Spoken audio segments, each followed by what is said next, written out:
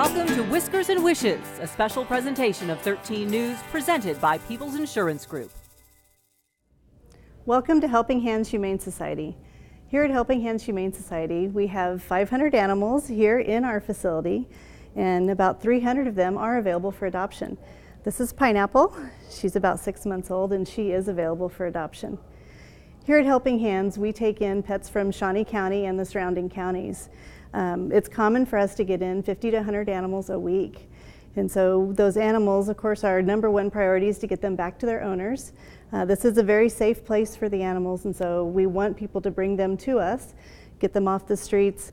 Once they're here, if their owners don't come claim them, then we vet check them, spay, neuter, vaccinate, deworm, and microchip, and put them up for adoption. We also are the Northeast Animal Resource Center here in Shawnee County. We do educationals, and we help people with their behavioral issues. We also have a dog training program so people can attend classes to help with the human-animal bond. Helping Hands Humane Society has a gift shop, and so you're welcome to come into the shelter anytime. We're open 7 days a week. You're welcome to come in and just look at the animals. And we do have pet food, pet treats, toys, cat grass, leashes, and collars. And of course, any profit does go to saving the animals' lives.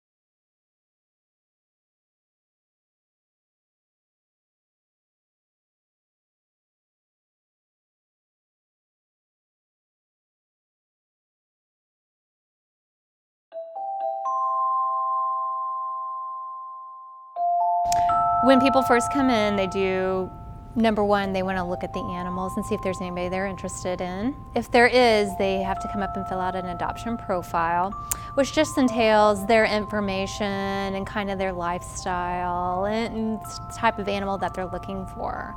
Once they have the adoption profile filled out, they meet with an adoption counselor who asks them a few more questions about lifestyle and such, and then the people meet with the animal and they visit for as long as they like, and we just see if it's a good match and do a bit more discussion with them.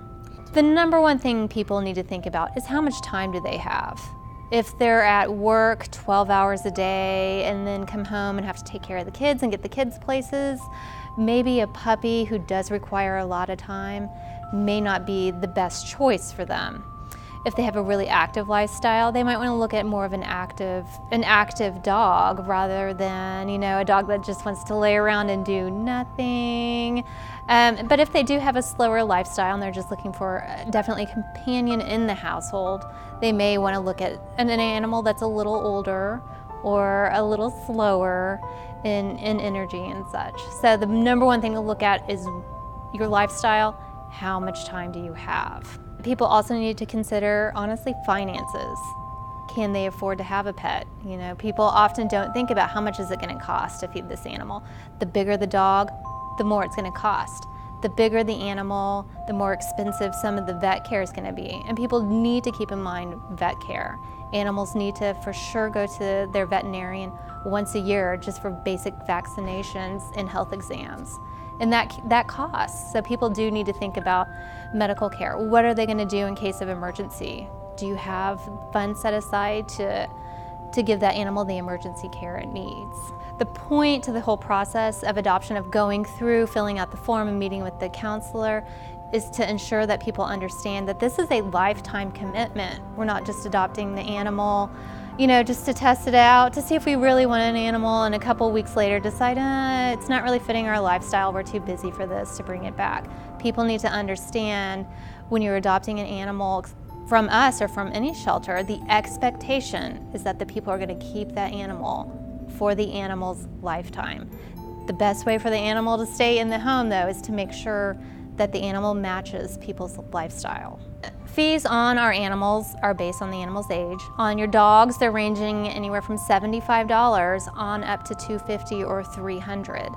On our cats, cats are ranging anywhere from $25 to $75.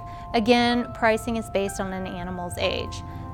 The older ones are going to be less expensive. The younger ones, because they're so popular, are going to be a little bit more expensive.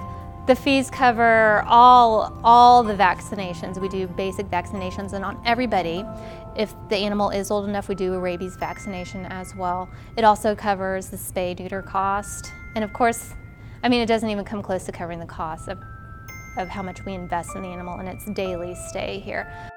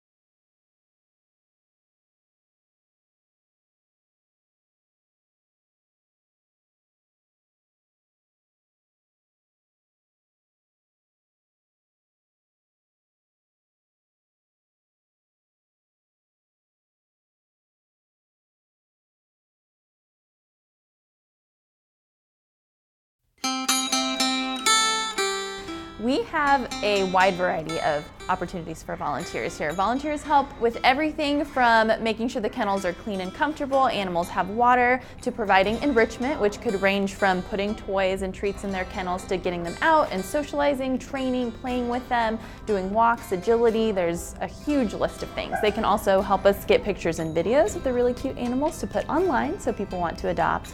And then of course we need good customer service volunteers to help at the front desk, information booths when we go to events, just working with the public at mobile adoption units.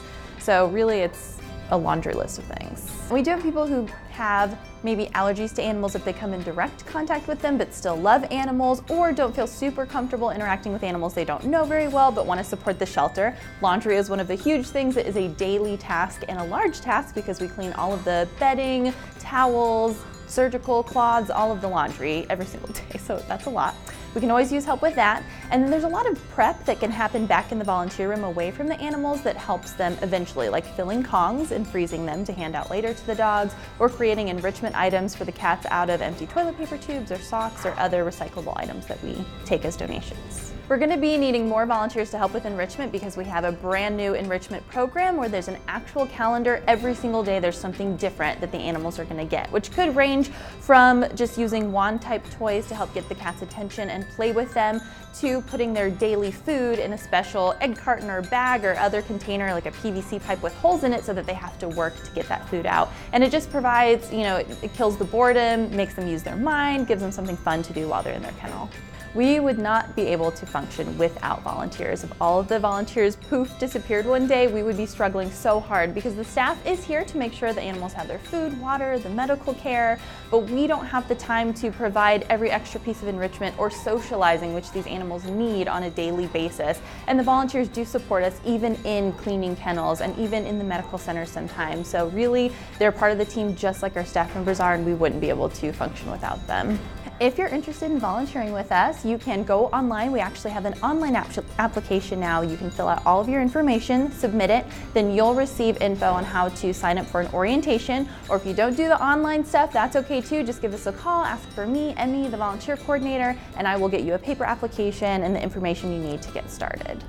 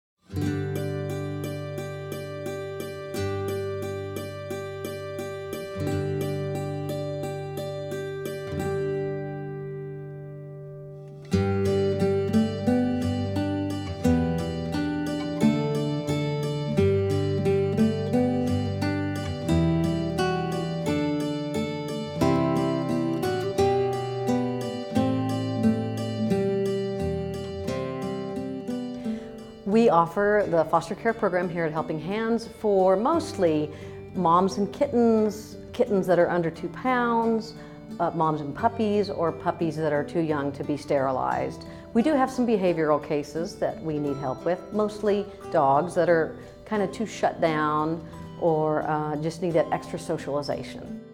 We do have a lot, and we certainly need more bottle feds, what we call bottle feds. So the kittens that come in without a mama or puppies, those need a lot more care, and they need to be bottle fed usually about every 2 to 3 hours until they're old enough to eat on their own. We have foster orientations that are the 2nd and 4th Tuesdays of every month at 6:30 here at the shelter, that they have to go through about an hour orientation, and then I do a home visit, and it's a once a year $10 license fee because you are licensed with the state of Kansas, and then we get you signed up and get you going. Currently we have about 48 licensed fosters with the shelter, and there are about 60 animals in foster now, but we generally run 80 to 100, so it's crucial. You know, it helps the space here. The adoption rate, I can't say enough, is so incredible. These animals that have been in foster, they're just so much more adoptable. So we'd love to have more folks sign up.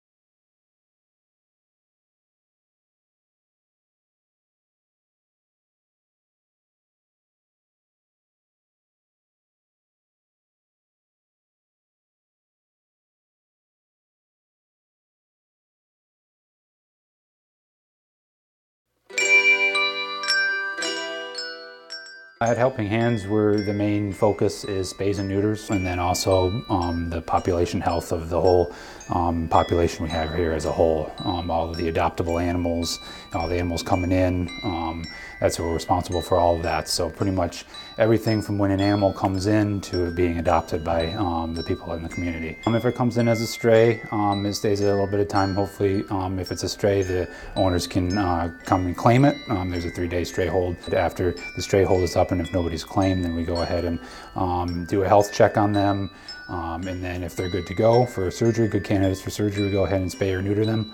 And then we make sure they're healthy through along the way. And then after recovery, if everything is okay, then we can go ahead and put them up for adoption, and hopefully somebody in the community will come and adopt them and take them home as a forever pet. Every animal is going to be treated for vaccines, have rabies vaccines done, spayed, neutered. We do get some emergencies from animal control, like maybe an animal that was unfortunately hit by a car or something like that. And what we do is we assess the animals here, and then if it deems a need me emergency surgery, and if the animal's in good health and is going to be able to, we think we can get that animal through. We do work with the community for emergency services and that type of things. I can do surgeries here also. The support from the donations from the community helps me do my job, helps me get these animals healthy, treat more animals, and do that type of stuff. So everything that the community has done for us and will continue to do is very thankful. We're very thankful for that, and I'm just really excited to be a part of this amazing team here at Helping Hands.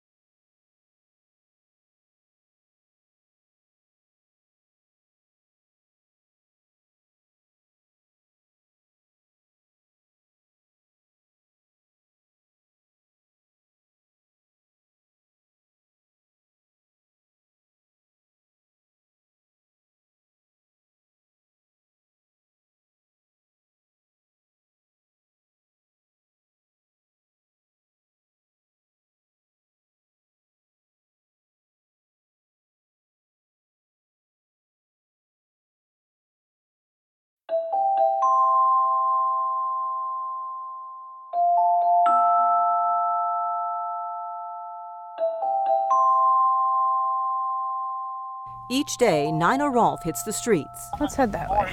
looking for someone in trouble. Come here, dude. While her colleagues on the Topeka Police Department are the guardians of the people, she is an animal control officer, Okay, do you know how he's getting out? a guardian of the animals. When he's out, he has to be on a leash, okay? Flat out abuse is not as common as just lack of knowledge or neglect. People don't necessarily know how to care for animals. It's actually a tether violation. The city ordinance says it's 15 minutes maximum unsupervised. And really, that's a pretty heavy chain. So we like to give a little bit of a warning, give them a chance to fix it. Beyond educating, they also befriend the strays. Turns out this little one is pregnant. We'll give you a warm place to have your babies. Got an injured cat, possibly hit by a car. And they get help for the injured. A person found this cat in the street. Rolfe rushes it to Helping Hands Humane Society, where Dr. Alan Mergener is on staff. Good news for Kitty, no broken bones.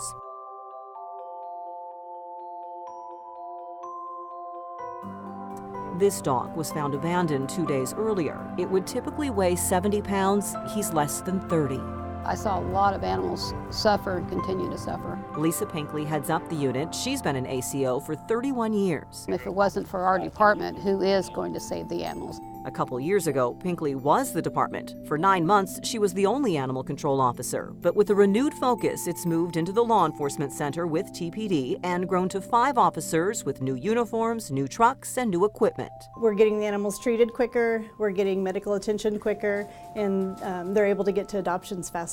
Helping Hands Humane Society Executive Director Deb Watkins sees the difference in the number of animals coming in, 15 to 36 a day. She says it's a good thing. Animal control are the good guys. They and us are the voice of the animals. These guys can't talk. It wasn't this cat's fault that she was left in an apartment. Yes, that's exactly where she was. The apartment staff spotted it in a window where residents had moved out 3 weeks earlier. ACO found her hiding spot in the basement wall behind the furnace and left a trap. It's these happy endings that keep them going. She looks better. For all the tragedies, there's an abandoned dog like this, ready for a new home, or kittens born in a mattress in an alley, now getting stronger, and cats left in apartments, now filling their bellies, all thanks to their guardians.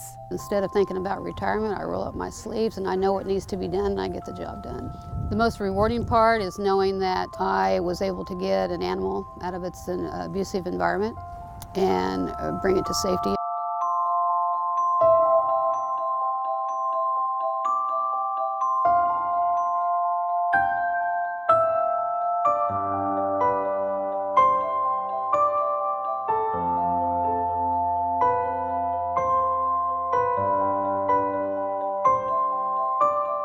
I saw Teddy on Facebook. My daughter showed me Teddy, and I felt really bad because I love animals, and I seen him. I started crying. Somebody hurt him, and I wanted to take care of him. We were always looking to see if they had updates on him, and my daughter Christy said, "Mom, let's go look at him." She was convinced that she wanted to adopt him. And he was just the sweetest dog.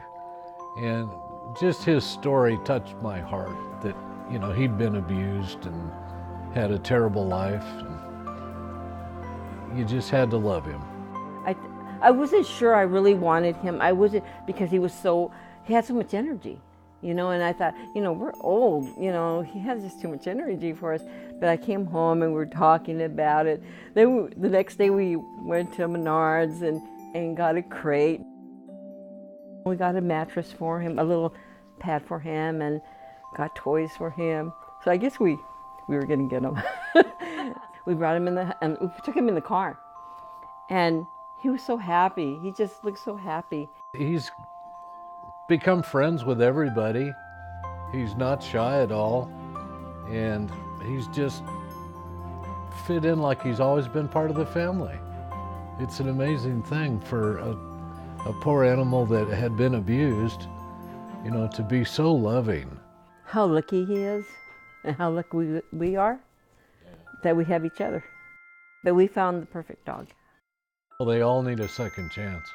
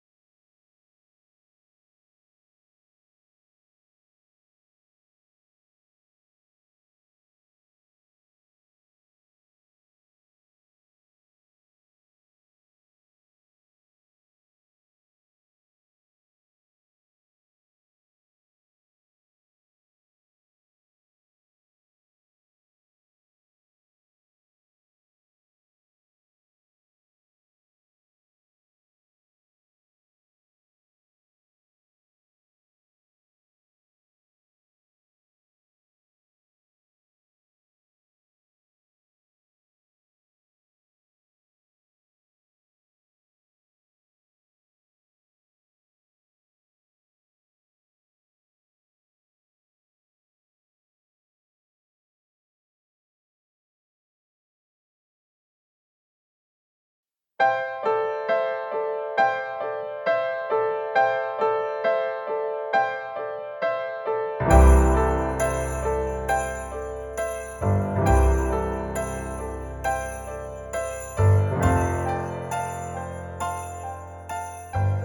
Helping Hands Humane Society Foundation has his mission, and it's solely to support the shelter, whether it be in aid to operations or facility fix-up or might be new computers.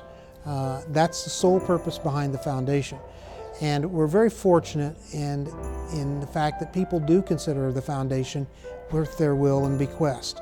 And we encourage people to talk to their legal counsel or legal advisors, financial advisors, to get the proper identification for that will or bequest left to the foundation. In the last year, I've run across several that have done memorandums of understanding, where they can send us the information that we will be in their will and bequest. The beautiful part about that for me is I get to say thank you. So I like the memorandum of understanding concept.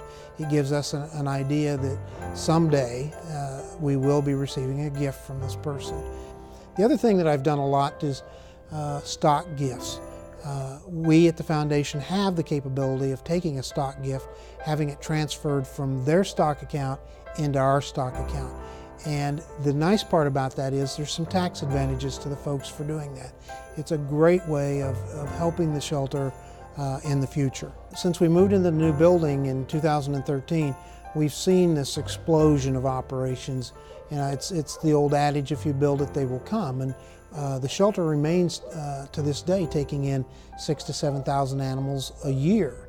And there's an expense behind that. And what we've seen is over the course of the years, the expenses going up. And today, the current budget is running about $1.8 million annually to operate the shelter and take care of those animals that are coming in to us. It's a tough thing because revenue doesn't always match that expenses at the end of the year, and that's where the foundation then steps up and says we can help because a gift was left to us. Gifts can be left to us solely to support operations. They can be restricted to where they can't be. I just had a gift not long ago that was specifically for spay-neuters, for example. Even the smallest amount will make a difference because we're speaking for those that can't.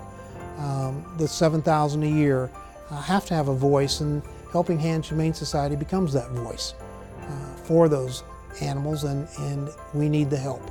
Bottom line is we need the help to get them into the new homes and to sustain this wonderful facility that's been in the community for well over 100 years.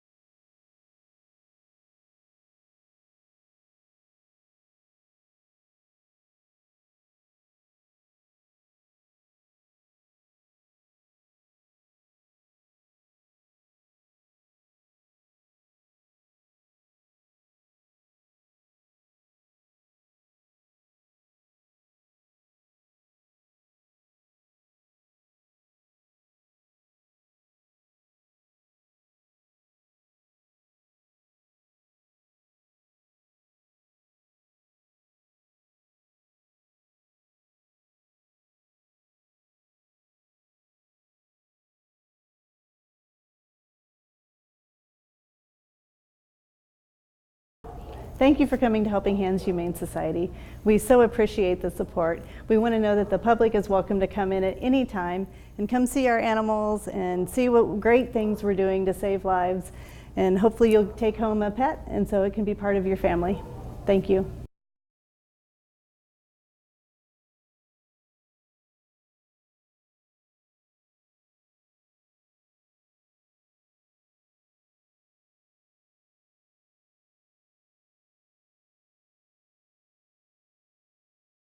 Thank you for watching Whiskers and Wishes, Helping Hands for the Holidays, a special presentation by People's Insurance Group. There ain't nothing like a furry creature.